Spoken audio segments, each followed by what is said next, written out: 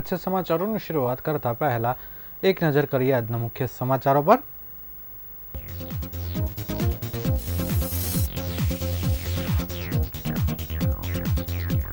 સુરતમાં ફાયર સેફટીના નામે દુકાનો સીલ થતા વેપારીઓ રસ્તા પર ઉતર્યા।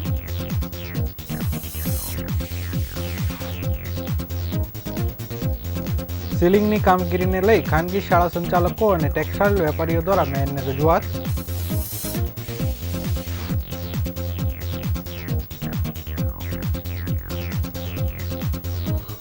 ચૌટા બજારના કપડાની દુકાનમાં લાગી ભયાવહ આગ। એનઓસી આવી ગયા બાદ પણ સીલ ખોલવામાં ઠાગા થયાની લોકો પરેશાન।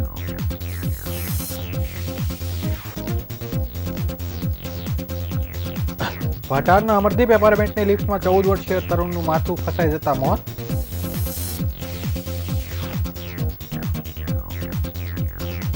શહેરમાં કોમર્શિયલ બિલ્ડિંગના જનરેટરની બેટરી ચોરી કરનાર રીઢા ગુનેગાર પકડાયા।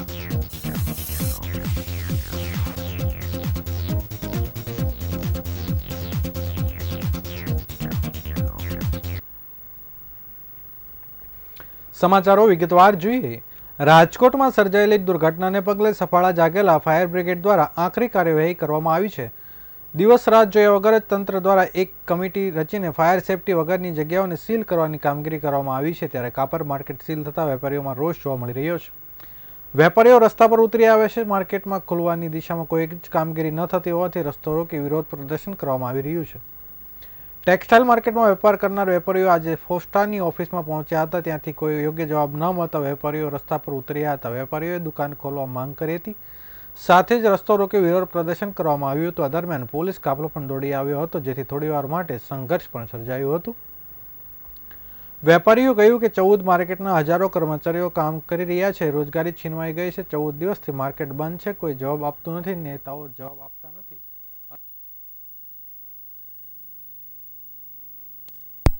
માર્કેટ નહીં ખુલે તો આવતીકાલથી ચક્કાજામ કરવામાં આવશે તેવી ચીમકી આપીએ છીએ।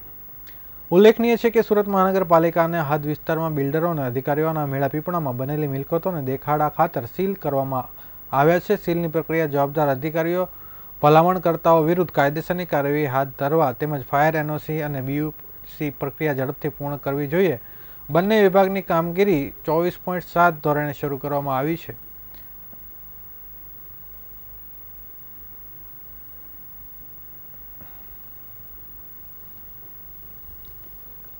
ભરત જૈન કઈ જગ્યાએ તમારી દુકાન છે? હીરાપણના માર્કેટમાં કેટલા દિવસથી બંધ છે? શું આજે 10 દિવસથી બંધ છે। બહુ મોટી સમસ્યા છે।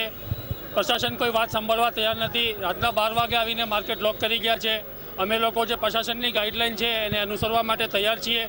પ્રશાસન અમારી દુકાન ખોલીને અમને 7 દિવસ 15 દિવસ જે પ્રશાસનને ઉચિત લાગે તે સમય આપે તો અમે અમારું કામ કરવા માટે તૈયાર છીએ। અમને જે પર્ટિક્યુલર અમારી માર્કેટને જે ગાઈડલાઈન આપેલી તેમાંથી પૂરું કામ તો અમે લોકો કરી દીધું છે, પણ પ્રશાસન માર્કેટ ખોલે તો અમે લોકો કનેક્શન પૂરું કરીને અમારું કામ તૈયાર છે। એ જ રીતે જે પણ માર્કેટ બંધ છે એ બધાએ પોતપોતાનું કામ કરી દીધું છે।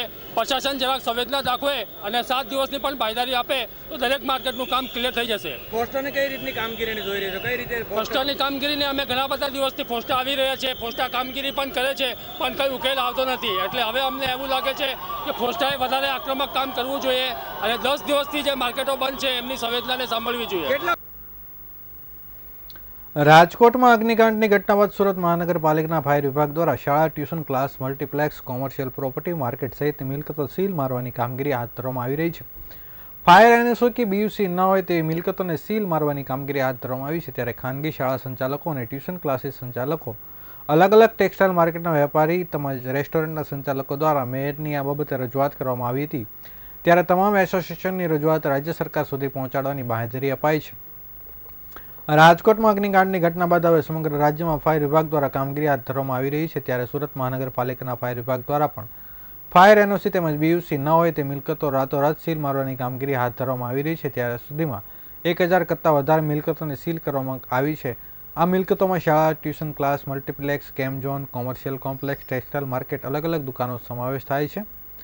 સુરત મહાનગરપાલિકાના ફાયર વિભાગની કામગીરીને લઈને અલગ અલગ ધંધા સાથે જોડાયેલા લોકો પોતાના ધંધા બંધ થતાં મુશ્કેલીઓનો સામનો કરવો પડી રહ્યો છે। ત્યારે આગામી દિવસોમાં બાળકોનું વેકેશન ખુલવાનું હોય, શહેરના મોટાભાગની શાળાઓ બીયુસી અને ફાયર એનઓસી વગરની હોવાથી શાળાને સીલ કરવાની કામગીરી વિભાગ દ્વારા કરી દેવામાં આવી છે. તેને લઈને બાળકોના ભવિષ્યને ધ્યાનમાં રાખી શાળા સંચાલક મંડળ, ખાનગી ટ્યુશન ક્લાસ સંચાલકો દ્વારા સુરત મેયર દક્ષેશ માવાણીને શરતોને આધીન સીલ ખોલવામાં આવે તેવી રજૂઆત કરવામાં આવી હતી. મેયર દ્વારા સંચાલકોને જણાવવામાં આવ્યું હતું કે સુરતના મનપા કમિશનર દ્વારા ફાયર વિભાગ દ્વારા જે મિલકતો સીલ કરવાની કામગીરી હાથ ધરવામાં આવી છે તેનો રિપોર્ટ હાઈકોર્ટમાં સબમિટ કરવામાં આવ્યો હોવાના કારણે સીલ ખોલવા કે નહીં ખોલવા તે બાબતનો નિર્ણય આગામી 13 જૂનના રોજ હાઈકોર્ટની સુનાવણી બાદ થશે. શાળા સંચાલક તેમજ ખાનગી ટ્યુશન ક્લાસીસના સંચાલકો દ્વારા જે રજૂઆત કરવામાં આવી હતી તેને લઈ મેયર દ્વારા સંચાલકોને હૈયા ધરપત આપવામાં આવી હતી કે તેઓ પોતે આ બાબતે રાજ્ય સરકાર અને મુખ્યમંત્રીને રજૂઆત કરશે અને મુશ્કેલીનું નિરાકરણ લાવવાનો પ્રયાસ કરશે. આ ઉપરાંત રેસ્ટોરન્ટના સંચાલકો તેમજ અલગ અલગ ટેક્સટાઇલ માર્કેટના વેપારીઓ દ્વારા પણ સુરતના મેયરને પોતાની સીલ થયેલી દુકાનો, ટેક્સટાઇલ માર્કેટ અને રેસ્ટોરન્ટ ખોલવાની રજૂઆત કરવામાં આવી હતી. ત્યારે તમામ એસોસિએશન વતી મેયર દ્વારા રાજ્ય સરકારને રજૂઆત કરવામાં આવશે તેવું સુરતના મેયર દક્ષેશ માવાણી દ્વારા જણાવાયું હતું.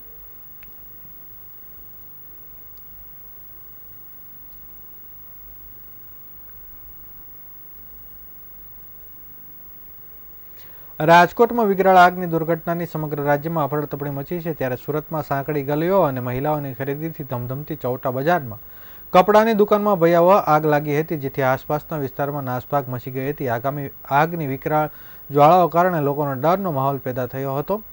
આગની દુર્ઘટનાને પગલે આસપાસના વિસ્તારમાં ફફડાટ ફેલાયો હતો. લોકો ડરના માર્યા પોતાની દુકાનમાંથી બહાર દોડી આવ્યા હતા.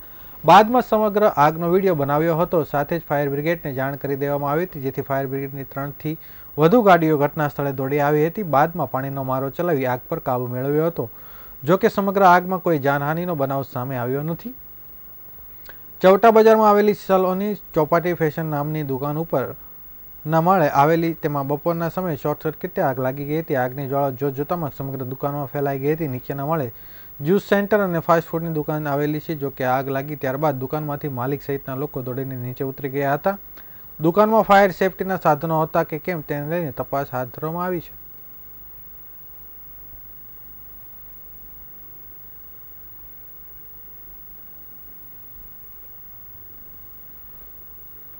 રાજકોટની દુર્ઘટના બાદ ભર નિંદ્રામાંથી જાગેલા તંત્રે આડેધડ સીલ મારી દીધા હતા. બીયુ અને એનઓસીના નામે દેખો ત્યાં સીલ મારી દેવાતા હતા. રાત દિવસ સીલ મારવાની કામગીરી કરતું તંત્ર એનઓસી આવી હોવા છતાં કોઈ જવાબ દેવા ન બંધાયું હોય તેવા ઘાટ સર્જાયો છે. ઝડપે સીલ મરાયા તે ઝડપે ખોલવામાં ઠાગાઠૈયા કરવામાં આવતા હોવાનું સામે આવ્યું છે. મોટા વરાછા ખાતે આવેલા તુલસી માર્કેટમાં 350 દુકાનોના કોમર્શિયલ બિલ્ડિંગને 8 દિવસ અગાઉ સીલ કરાયું હતું. 3 દિવસથી એનઓસી આવી ગઈ હોવા છતાં સીલ ન ખોલાતા હોવાનો આક્ષેપ કરવામાં આવ્યો છે.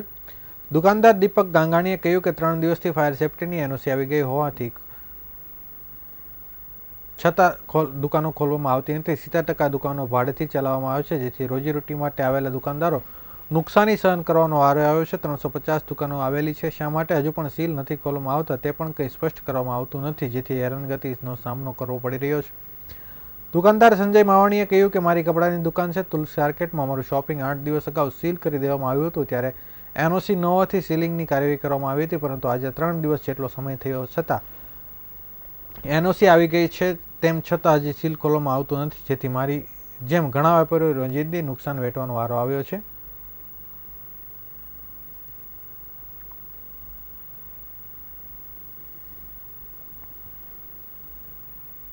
કપડાની દુકાન છે આ તુલસી માર્કેટની અંદર, અને આ એનઓસી આવી ગઈ છે. અમે લોકો બધા રજૂઆત કરીએ છીએ કે ભાઈ હવે એનઓસી આવી ગઈ, તમારે એનઓસી નહોતી એના કારણે તમે અમારું શોપિંગ સીલ કર્યું છે. આજે એનઓસી આવી ગઈ છે તો અમારું શોપિંગ ખોલી આપો. સીલ કરીને 8 દિવસ થયા છે અને એનઓસી આવી ગયા એના 3 દિવસ એટલે 10 દિવસ થઈ ગયા શોપિંગ સીલ કર્યું.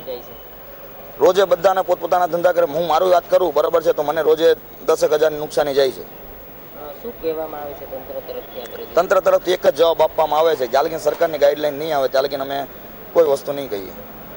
મારી કપડાની દુકાન ભટાર ખાતે આવેલ અમરદીપ એપાર્ટમેન્ટની લિફ્ટમાં 14 વર્ષીય તરુણનું માથું ફસાઈ જતાં તેનું મોત નીપજ્યું હતું. તરુણ વેકેશનની રજા મળવા માટે મહિના પહેલા ઓરિસ્સાથી સુરત આવ્યો હતો. નવી સિવિલ હોસ્પિટલ પાસેથી મળતી માહિતી મુજબ મૂળ ઓરિસ્સા ગંજામનો વતની અને હાલ વેડરોડ ખાતે રહેમતનગર રહેતા રામચંદ્ર શાહુ સંચા ખાતામાં નોકરી કરી વતન ખાતે રહેતા પરિવારનું ગુજરાન ચલાવે છે. રામચંદ્ર શાહુના સંતાન પૈકી રાકેશ વતનનો ધોરણ 7માં અભ્યાસ કરતો હતો. મહિના પહેલા તે વેકેશનની રજા માણવા માટે વતનથી સુરત પિતા પાસે આવ્યો હતો. તેમજ 2 દિવસ પહેલા રાકેશ પઠ્ઠર ખાતે આવેલ અમરદીપ એપાર્ટમેન્ટમાં રહેતી પોતાની સંબંધીના ઘરે આવ્યો હતો. દરમિયાન ગુરુવારે સાંજના સમયે રાકેશ અમરદીપ એપાર્ટમેન્ટમાં ગ્રાઉન્ડ ફ્લોરની લિફ્ટમાં 7મા માળે જઈ રહ્યો હતો. ત્યારે વચ્ચે લિફ્ટમાં તેનું માથું ફસાઈ ગયું હતું, જેથી તેને સારવાર માટે નવી સિવિલ હોસ્પિટલ ખાતે ખસેડવામાં આવ્યો હતો, જ્યાં ફરજ પરના તબીબે તેને મૃત જાહેર કર્યો હતો. બનાવને પગલે ખટોદરા પોલીસે વધુ તપાસ હાથ ધરી હતી.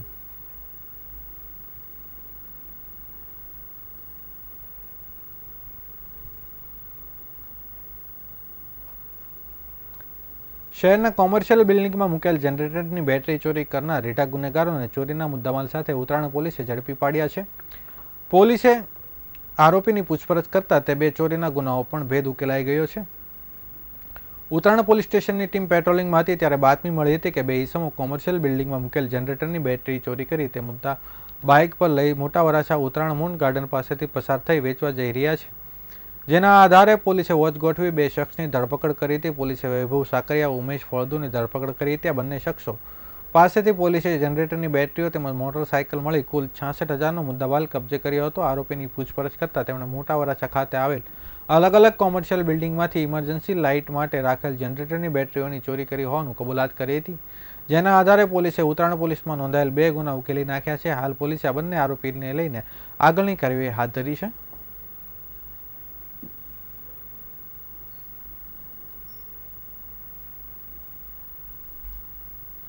રાજકોટની દુર્ઘટના બાદ સુરત તંત્ર સતત દોડતું રહ્યું છે, ત્યારે શહેરમાં પણ આવી દુર્ઘટના ન બને તે માટે પાલિકા અને ફાયર વિભાગ દ્વારા વિવિધ કામગીરી કરવામાં આવી રહી છે. આ સમય દરમિયાન આજરોજ સુરતમાં વિવિધ 2 ભાગોમાં આગની ઘટનાઓ સામે આવી હતી, જેમાં ચૌટા બજાર વિસ્તારમાં આગ લાગીની જાણ થતાં ફાયર વિભાગ દોડી આવ્યો હતો. જ્યારે પાલ ખાતે આવેલ એલપી સવાણી રોડ પરના એક શોપિંગ સેન્ટરમાં પણ આગનો કોલ મળતા ફાયર વિભાગ દોડી આવ્યું હતું.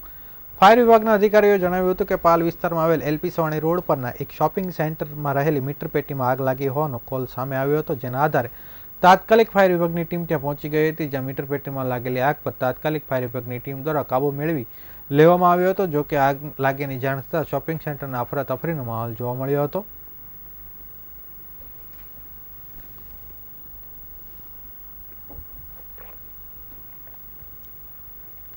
સમાચારો પૂર્ણ કરતા પહેલા ફરી એક વખત નજર કરીએ આજના મુખ્ય સમાચારો પર.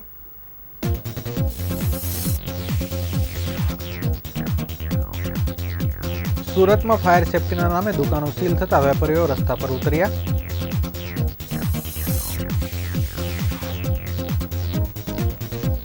સીલિંગની કામગીરીને લઈ શાળા સંચાલકો અને ટેક્સટાઇલના વેપારીઓ દ્વારા મેયરની રજૂઆત.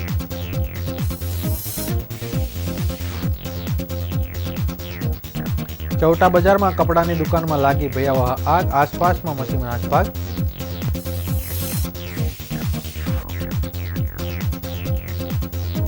એનઓસી આવી ગયા બાદ પણ સીલ ખોલવામાં ઠાકા થયાથી લોકો પરેશાન.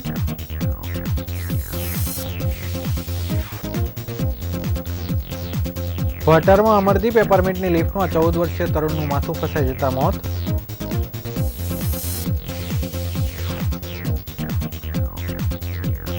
શહેરમાં કોમર્શિયલ બિલ્ડિંગના જનરેટરની બેટરી ચોરી કરનાર રીઢા ગુનેગાર પકડાયા.